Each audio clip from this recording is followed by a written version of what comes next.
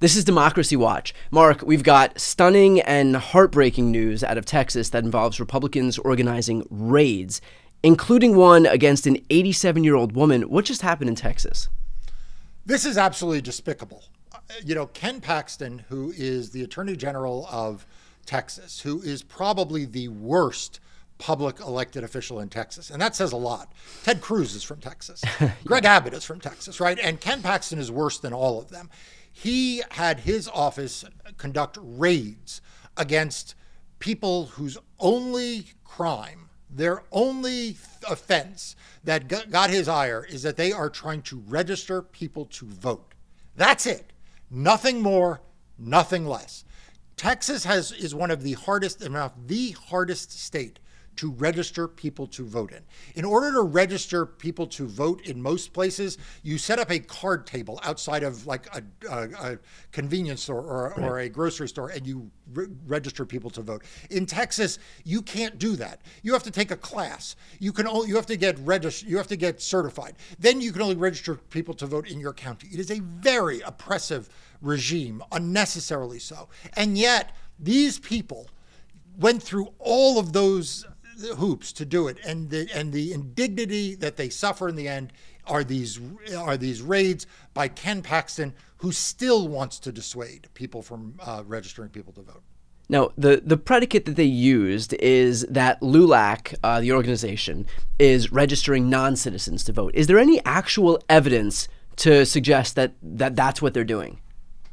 None that I'm aware of, and I doubt that there is any. LULAC is the oldest, largest Latino civil rights organization in the country.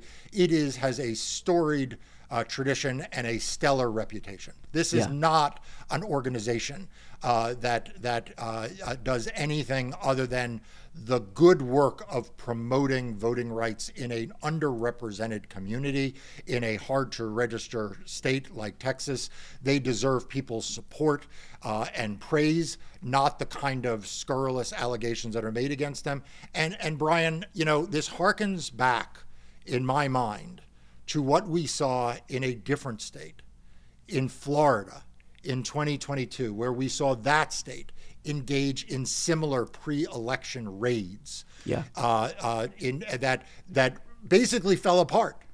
People were dragged through the mud, their reputations were sullied, people were intimidated, and Ron DeSantis's, goon squad there came up with nothing. Well, Mark, this is just your standard small government. That's what this is. Right, exactly. It's your standard small government where they prioritize, as we head towards Election Day, the targeting of organizations that are trying to do the good work of registering citizens to vote. Yeah. Well, on the note of other good organizations, you've covered this extensively in Democracy Docket. So for those who want to read it, I'll put a link right here on the screen. And please make sure to sign up for Democracy Docket. It's a great outlet that includes good information like what you're about to read. Just on the political perspective for a moment, I know that Republicans are right now seeking to broaden their coalition to include Spanish speakers and Hispanic voters out there. Do you think that this is going to have the effect of helping them politically by virtue of engaging in raids against one of the most storied Hispanic organizations in the country?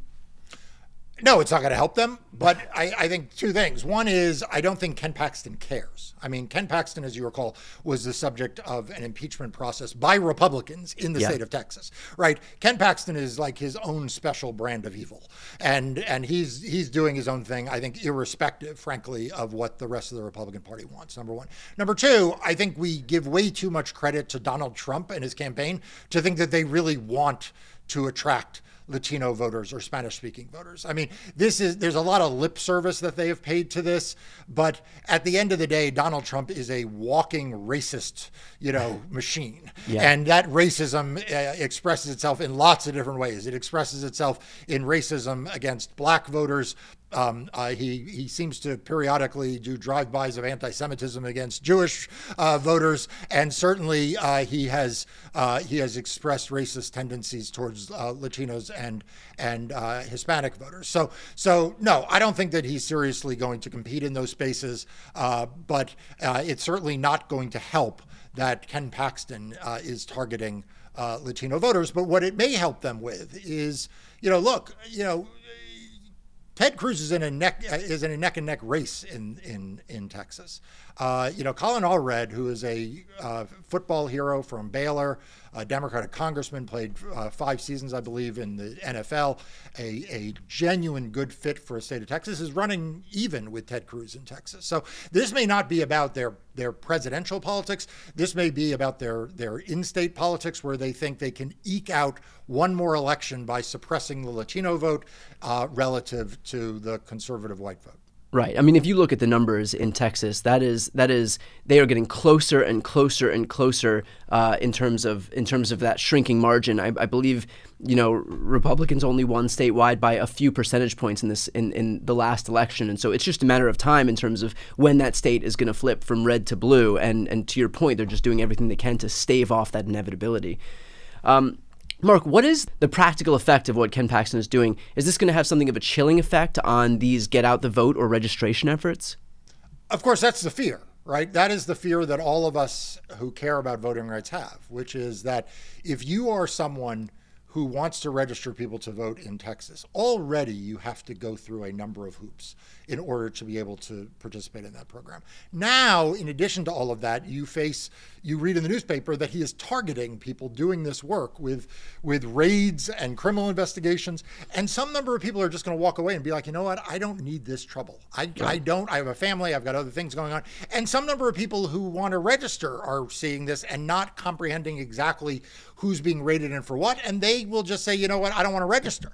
Yeah. And so these kinds of things, all too often, the victims of these are not just the individuals like the 87-year-old woman who you mentioned who was the subject of a raid, but also the voters who are now not served by someone doing voter registration, or the voters who themselves are intimidated from voting at all. Democracy Docket also reported that Texas recently announced that it had purged over 1 million voters from the rolls since 2021. Can you talk about what exactly that means and whether this is just routine list maintenance or it's something more nefarious, something more concerning? So this shows the absolute pathology of the Republican Party. The Republican Party of Texas under Greg Abbott passed a massive voter suppression bill in 2021. Okay, it constricted voting in all kinds of horrible ways. You may remember the Democrats in the legislature walked out to try to prevent it from going into effect. What that law did not do was create more voter purges. Okay, it was a massive voter suppression law, but it wasn't a voter purge law. I think Greg Abbott has gotten jealous in 2024 of other Republican states that have now prioritized purging. Yeah. And so he announced that they have purged 1 million people since 2021 when they passed this other law that actually had nothing to do with purging, right? It's like he wanted to get in on the action. Yeah. That he wanted to announce that they were purging 1 million people. It's like he waited 3 years to announce this so that he could hit a 1 million person mark. It is sick. Yeah. It shows the depth of the depravity that this is what he wanted to announce. You know what Greg Abbott could have announced? How many new registrants there are in Texas. Right. How the state of Texas is growing. It's attracting new voters. It's attracting new people moving into the state who are registering in Texas. He could have told a story about the diversification of the electorate, how many new Latinos have registered to vote, how there are more black people registering to vote in the state of Texas. But he didn't tell that story. He doesn't want to be known as a state that has a growing and diversifying electorate because that scares him. That scares Ted Cruz. That scares Ken Paxton. It scares the Republicans in the state. So instead, he created a whole press narrative around these voter purges where, that really isn't what the story of Texas should be. Yeah, perfectly put. Again, for those watching right now, to support Mark and the work that he and his team are doing, please sign up for Democracy Docket. I'll put the link right here on the screen and also in the post description of this video. I'm Brian Tyler Cohen. I'm Marc Elias. This is Democracy Watch.